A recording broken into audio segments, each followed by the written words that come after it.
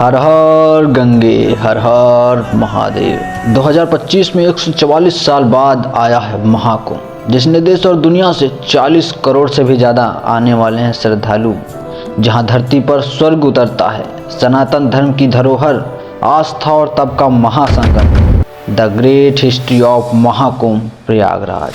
कब कब और कहां कहां होता है कुंभ? 12 साल बाद ही क्यों होता है कुंभ? क्या आपने कुंभ मेले का नाम सुना है? क्यों कहा जाता है धर्म के प्रहरी नागा साधु संतों को, जिनका जीवन संसार की वासनाओं से परे है? क्या है इसकी अनसुनी कहानियां? तो चलिए जानते हैं।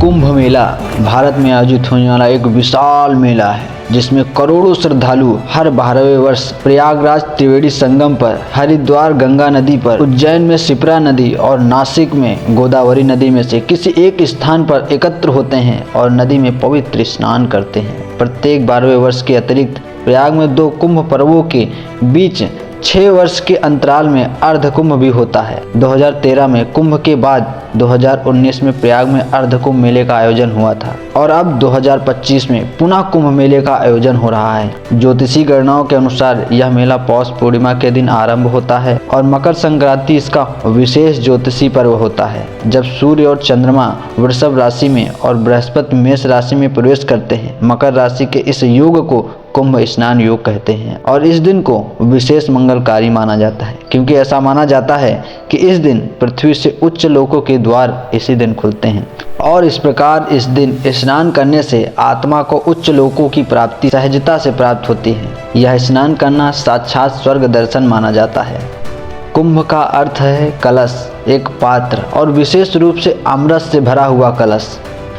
इसके बारे में वैदिक ग्रंथों में भी पाया जाता है। कुंभ पर्व के आयोजन को लेकर 2-3 पौराणिक कथाएं प्रचलित है, जिनमें से सर्वाधिक मान्य कथा देव और दानवों द्वारा समुद्र मंथन से प्राप्त कुंभ से अमृत बूंदे गिरने को लेकर है। इस कथा के अनुसार महर्षि दुर्वासा के श्राप के कारण जब इंद्र और देवता कमजोर हो गए तो दैत्यों ने देवताओं पर आक्रमण कर उन्हें परास्त कर दिया।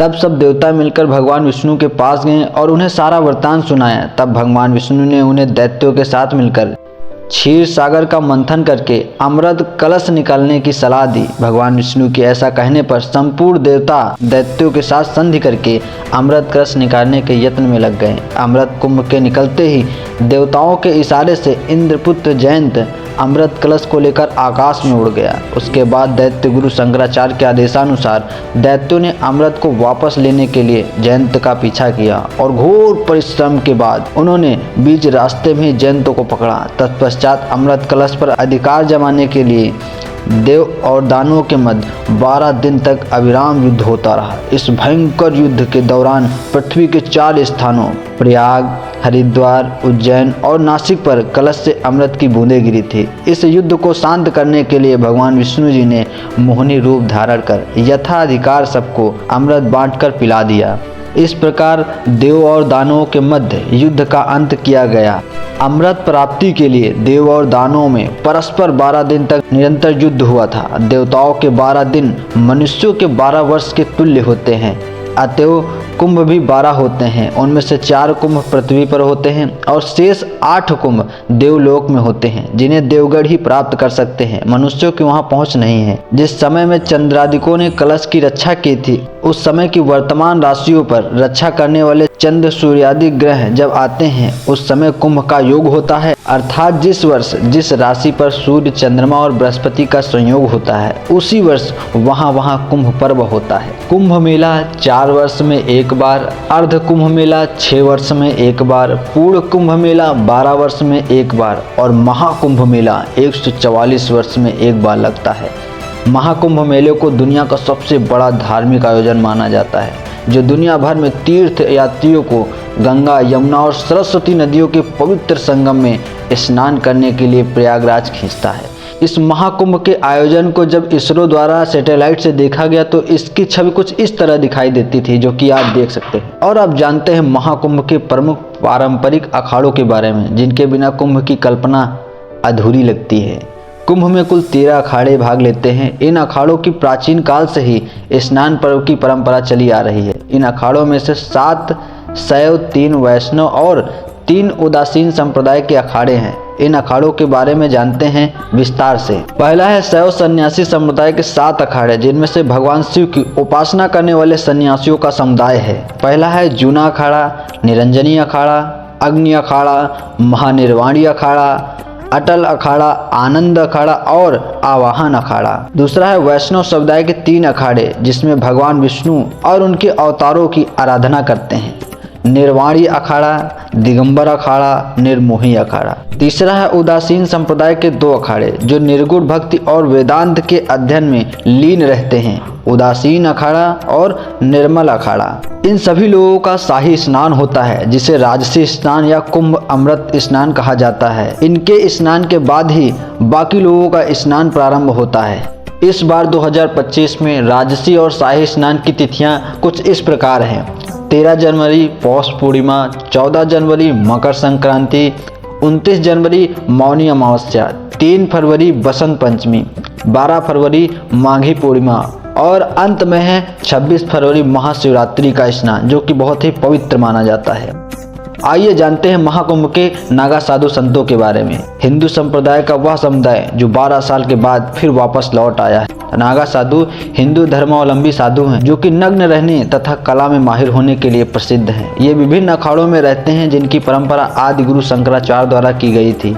इनके आश्रम हरिद्वार और दूसरे तीर्थ के दूर दराज इलाकों में हैं, जहाँ ये आम जनजीवन से दूर कठोर अनुशासन में रहते हैं। इनके गुस्से के बारे में प्रचलित किस्से कहानियां भी भीड़ को इनसे दूर रखती हैं, लेकिन वास्तविकता यह है कि यह शायद ही किसी को नुकसान पहुंचाते हों। हाँ, लेकिन अगर बिना कारण अगर कोई इन्हें उकसाता है या तंग करता है तो इनका क्रोध भयानक हो उठता है। कहते हैं कि भले ही दुनिया अपना रूप बदलती रहे, लेकिन शिव और अग्नि के ये भक्त इसी स्वरूप में रहेंगे। नागा साधु 3 प्रकार के योग करते हैं, जो उनके लिए ठंड से निपटने में मददगार साबित होते हैं। वे अपने विचार और खान पान दोनों में ही संयम रखते हैं। नागा साधु एक सैन्य पंथ है और वे एक सैन्य रेजिमेंट की तरह बटे हैं। सूल, तलवार, शंख और चिलम से वे अपने सैन्य दर्जों को दर्शाते हैं। ये साधु प्रायः कुंभ में दिखाई देते हैं। नागा साधुओं को लेकर कुंभ मेले में बड़ी जिज्ञासा और कौतूहल रहता है। खासकर विदेशी पर्यटकों में कोई कपड़ा न पहनने के कारण शिव भक्त नागा साधु दिगंबर भी कहलाते हैं, अर्थात